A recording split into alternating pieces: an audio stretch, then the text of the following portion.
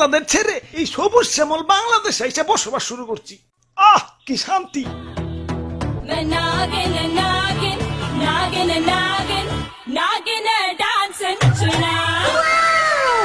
আহ তোমার নাচে সন্তুষ্ট হইয়া তোমারে আমার 101তম বিবি বানাইলাম।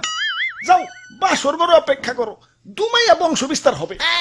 হুজুর বাংলাদেশে আইসা তো সেলিব্রিটি হয়ে গেলাম, আমগো কাছে তো কাঁচা বাদাম হিরো আলম ফেল। নেটে ঢুকলেই খালি আমগো ছবি।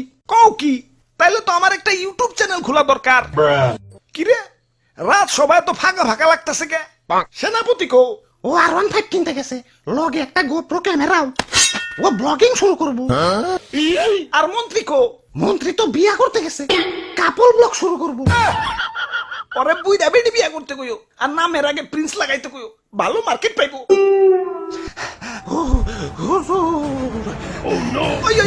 কি হচ্ছে? মাথায় পানি ডালো, পানি ডালো। পানি লাগবো না হুজুর, আমার রাসেল ভাই পাওয়ার এক ফুপে আমার রাসেল বইন পার এক বাড়িতে একে একে আমার রাসেল কাকু পার, মামু পার, জ্যাঠা পার, ফুফু পার, খালু পার, সব আমার চোখের সামনে খুন হয়ে গেল।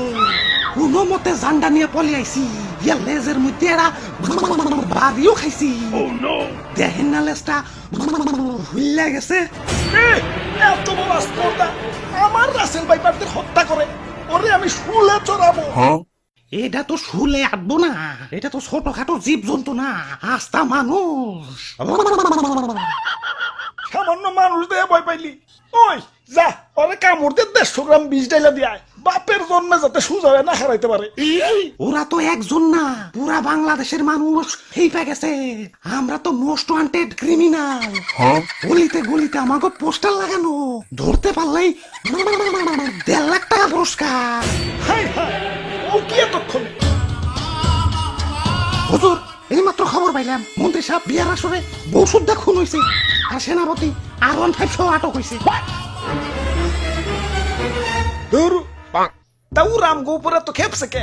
দেশে তো আরো সাপ আছে, অগরতে তো মারে না। সামান্য 150 জনের একটা গ্রুপ নিয়ে বাংলাদেশে আইছি, বংশ বিস্তারই করা পারতাছি না, এর মধ্যে সব শেষ দিয়ে দিতেছে।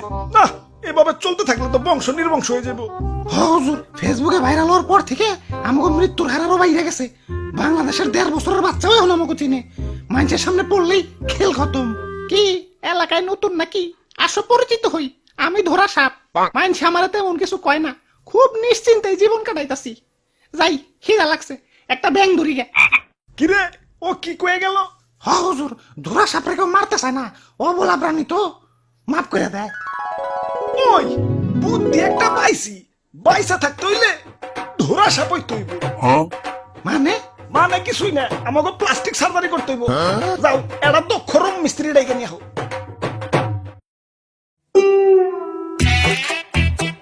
ভাই রে ভাই, আর ওর ভাই এত টিয়া কই পাইলেন? এটা কি পুরস্কার? পুরস্কার পুরস্কার রাসেলস ভাইপার ধরিয়ে দিতে পারলেই 1.5 লক্ষ টাকা পুরস্কার।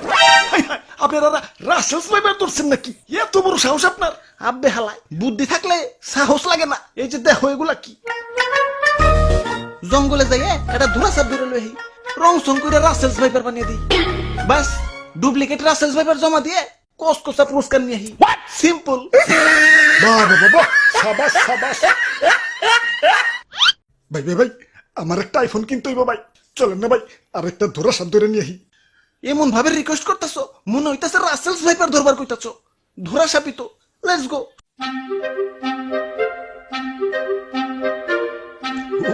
ওই যে ভাই, ওই যে এটা ধরা সাপ।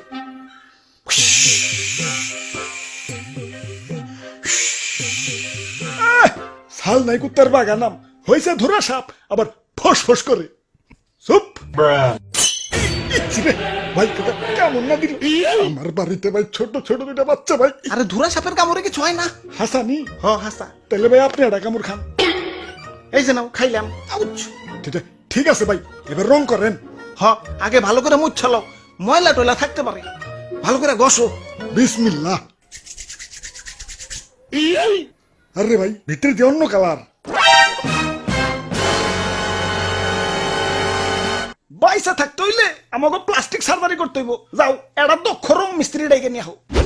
ওরে বাপুরে ইয়া সাইড দেখি দি খালি রাসেল ভাইবা আমি বুইটা মানুষ আর বুইটা মানুষ শিশু সমতুল্য এই শিশু বয়স আমি মরতে চাই না আমারে সাইরা দেও ওই তোমার ভয় নাই শুনছি এই বুড়া বয়স নাকি তুমি ভালো রং তামাশা করতে পারো এখন আমগো একটু রং করে ধুরা সাপ বানিয়ে দাও